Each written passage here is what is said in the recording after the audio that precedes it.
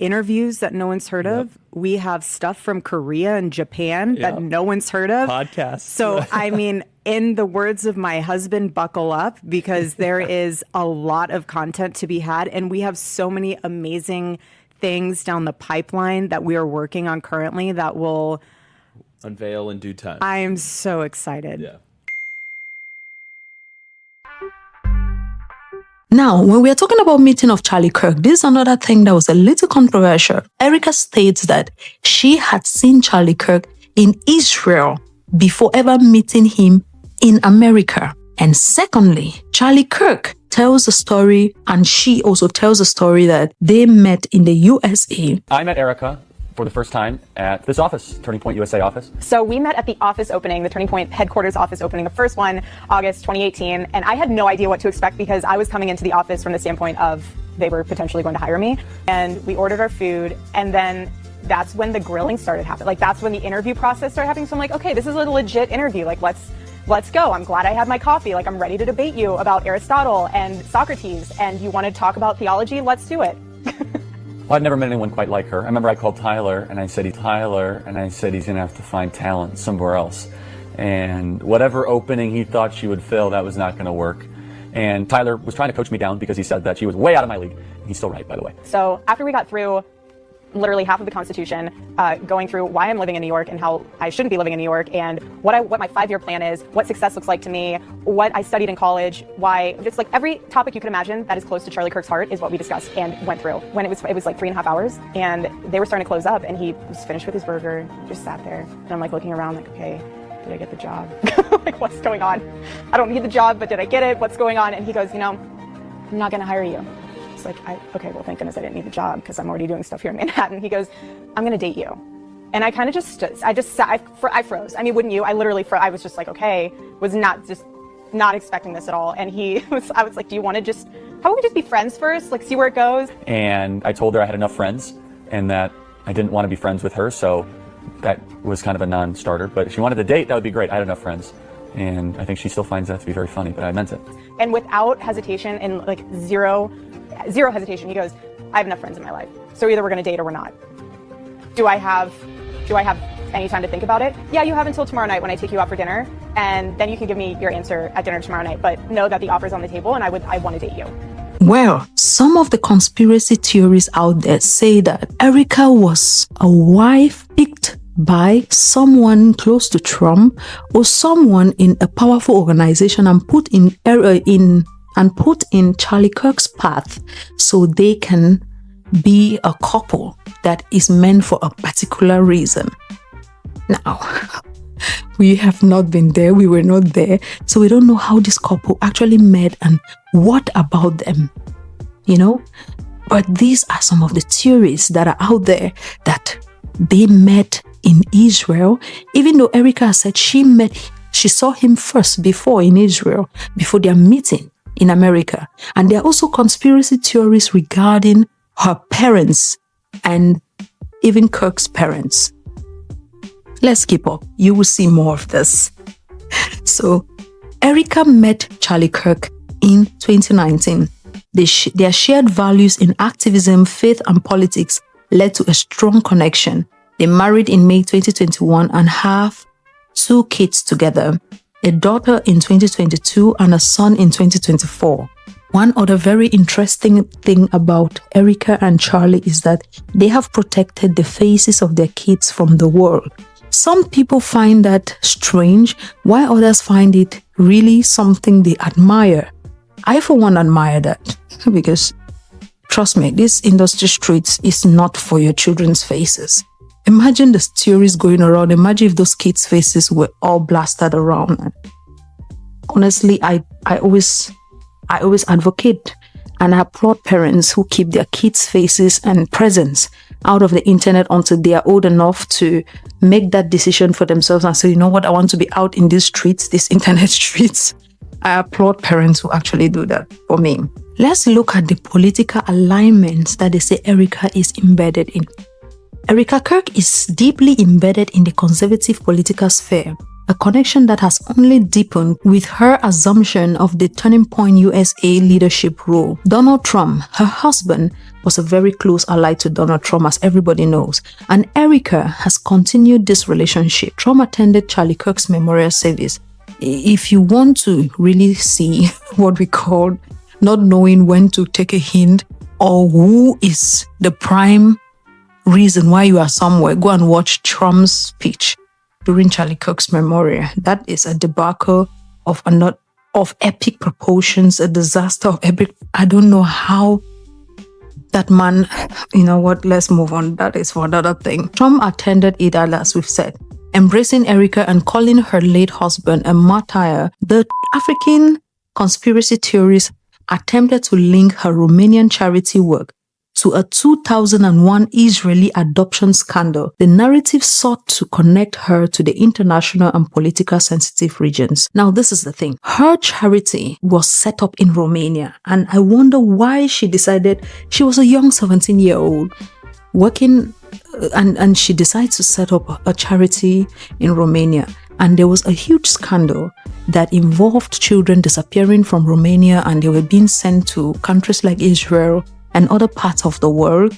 And her charity is being linked to that because they were saying that while she was in Romania doing this charity work, which involved the military, and the military personnel who is the top of that particular military in Romania was involved in a huge scandal, a scandal that involved him having, a very funny kind of club.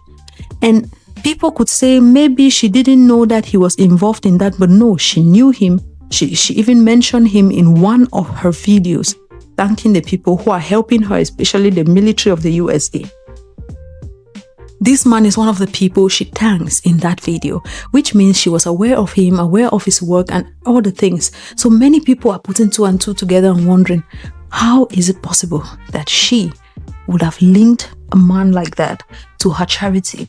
And why is it that only when she was there were these children disappearing and she was kicked out of Romania, according to what the sources are saying? But after they kicked her out, the thing reduced, the problem of the children disappearing reduced, and she is banned from Romania. There is no evidence, like we've said. Many people are still saying, the fact checkers are claiming there is no evidence, but hopefully with time we will find more evidence to show that this is either true or completely false, so that we can keep this to bed. Like we've said, the timeline is very interesting. September 12, 48 hours after his death, first public address soliciting donations and recruiting supporters. And the thing she was talking about in that particular address was extremely disturbing to some who are saying, you just came out of, your husband was just in that manner. What are you talking about? But there are people who still say she's trying to follow, to keep up the work her husband was doing. She wants to forward it, move it forward. She doesn't want it to die. And so there are these two contradictions. So let me know in the comment section, what do you think about these two things? On the 18th, just 8 days after, she was appointed CEO of Turning Point USA. On September 21st, at the memorial, the large-scale, very theatrical event resembling a rally tour with Megyn Kelly. These are the reason many people are complaining about her public performances and persona after her husband's death, why it's giving her some considerable scrutiny. One, they say she has scripted urgency. Her first address, 48 hours post-assassination, was praised by supporters for its strength, but criticized by others for its composed, scripted nature. That immediately pivoted to rallying the movement, asking for donations, and taking over her husband's social media organization. Everybody grieves differently. Yeah, I don't know how much mileage we can get out of that one anymore. Something's not right there. Very bizarre, weird vibe there.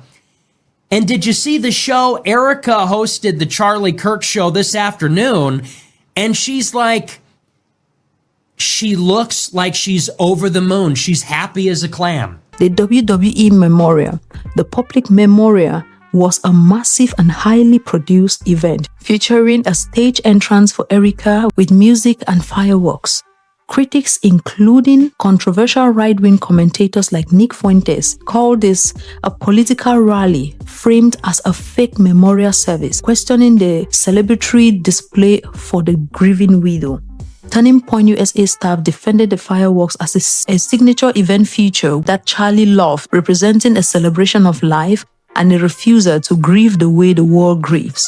The appearance of happiness, her subsequent interview, especially one she did with her husband's team. According to some critics, she was happy as a clam, void further speculations, because during that interview she was talking about they have thousands and thousands of hours of videos of her husband giving speeches in Asia, in other places, hours of footage that have been filmed, and they are already planning how they are going to plan how to put it out there. And he made sure we recorded everything. Everything. He would not do a speech unless we could get the video and the 100%. So we have speeches that no one's heard of. We have interviews that no one's heard of. We have stuff from Korea and Japan that no one's heard of. Podcasts. So, I mean, in the words of my husband, buckle up, because there is a lot of content to be had. And we have so many amazing things down the pipeline that we are working on currently that will unveil in due time. I am so excited. Yeah. And so, and by the way, those are things Charlie himself that he wanted. We were working on some big things, you know, right up until the end, and many people are asking, what kind of a widow sits and is planning but how to put out content when her husband was just in that manner not long ago? Why others are saying, no, what are you talking about? This woman is showing and displaying strength. She is displaying what we want to see. We don't want her grieving the way others are grieving. And others are saying, you know what? She is giving strength, but somehow maybe behind the cameras, behind the scenes, she is in pain. Now, this is what I will tell you. In my life, I have never seen a widow who lost her husband in that manner and was like that. I've never seen it. Never. Well, maybe my view I have seen widows from all around the world, different ages, different conditions. The one thing I've never seen is one who did this. Probably this is a new one. Maybe there are people out there who grieve like her. Let us know in the comment section. We might not be getting the full scope of things which we would like to have, so that maybe next time we find another widow who is behaving like her, we will understand that we are misunderstanding her. She is widow. She's grieving differently, and everybody grieves differently. Now, when it comes to all of these troubling problems, there is even a music video of Erika when she was young, and she had somebody in the video whose name was also Robinson, and there are a lot of speculations about her online. So when she came out after all of this, she made a Twitter post which composed of her husband, children, and things that are really her husband's memorial, her children, and things that really make her comfort. And she also said there is no script, no framework of how you have to grieve. So many people still saw that and said, you have not addressed the problems, the things we were seeing from your Romanian charity and these other things. Why are you addressing only how you are grieving? But this is it. Some people will say it's too early for her to address rumors on the internet.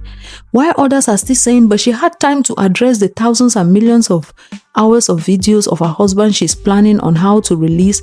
Why would she not address rumors on the internet? What is your take on this? Let us know in the comment section.